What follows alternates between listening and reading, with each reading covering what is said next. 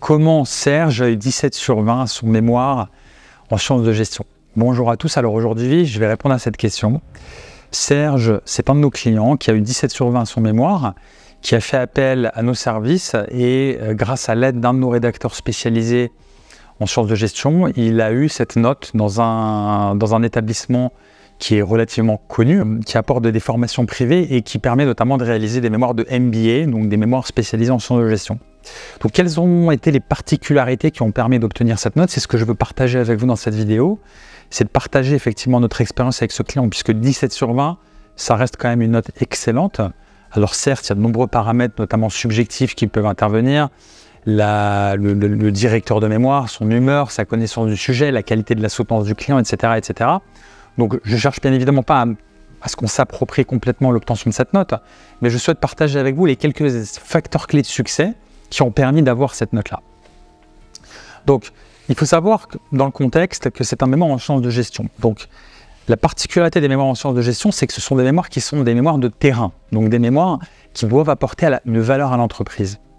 Et ce mémoire était un mémoire qui était extrêmement opérationnel. Donc, on a eu une partie empirique qui a été prépondérante et une partie de préconisation avec la création de vrais outils.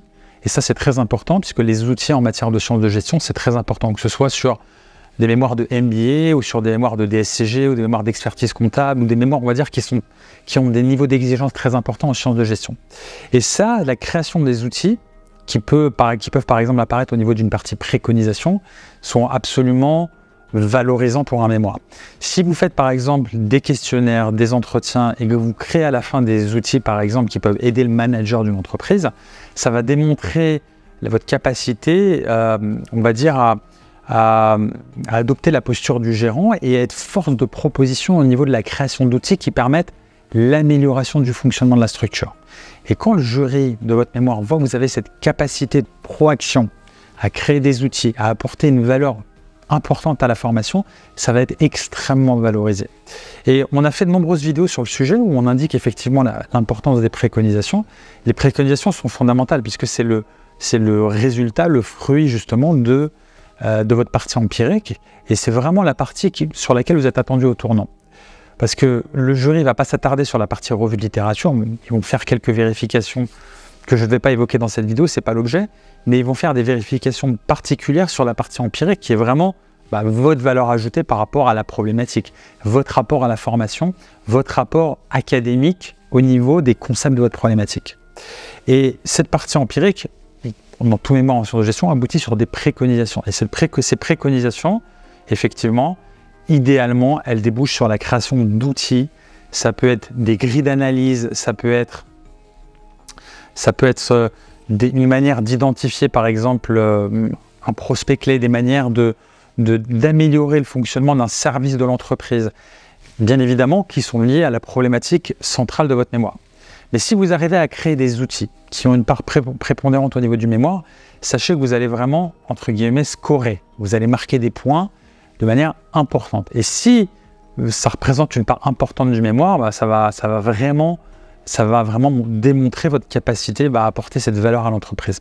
Donc n'oubliez pas de créer des outils, d'apporter des préconisations importantes au niveau de votre mémoire. Deuxième facteur clé de succès qui a été déterminant pour l'obtention de cette note, ça a été la qualité des échanges avec le directeur de mémoire. C'est-à-dire qu'on s'est assuré avec le client qui a fait appel à nos services de rédaction qu'on réponde précisément aux attentes du directeur de mémoire. Ça a nécessité de nombreux ajustements puisque le directeur de mémoire était assez exigeant. C'est un spécialiste justement du consulting puisque notre client est un gérant d'une entreprise de consulting. Il a apporté de nombreuses demandes de modification et on s'est assuré de répondre précisément à ces attentes et de modeler le mémoire à l'image de ces attentes-là. Donc, c'est un petit peu comme en marketing, vous avez un besoin, il faut répondre précisément aux besoins en adaptant l'offre justement de manière très précise à ce qui est attendu au niveau du besoin, au niveau de la demande. Et ici, de manière analogue, le directeur de mémoire a des attentes. Et si vous répondez précisément à ces attentes, si on s'assure qu'il y a un fit, une correspondance, une concordance précise avec les attentes du directeur de mémoire, encore une fois, vous allez scorer. Puisque le directeur de mémoire, qu'est-ce qu'il pourra vous dire à la fin? Qu'est-ce qu'il pourra vous reprocher? Vous avez répondu à toutes ces attentes, il ne pourra vous mettre qu'une très bonne note. Alors oui, Et encore une fois, il y a des directeurs de mémoire qui ont des profils plus ou moins variés. Il y en a qui mettent jamais des notes au-dessus de 13, qui sont très, voilà, qui sont très, pas exigeants, mais qui ont du mal à être généreux en termes d'évaluation.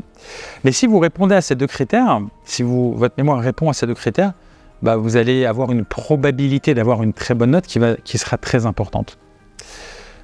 Voilà, j'espère que cette vidéo vous donnera justement ces deux facteurs clés de succès qui me paraissent vraiment très intéressants et très importants pour valider un mémoire. Et je vous souhaite bon courage et réussite à la rédaction de votre mémoire.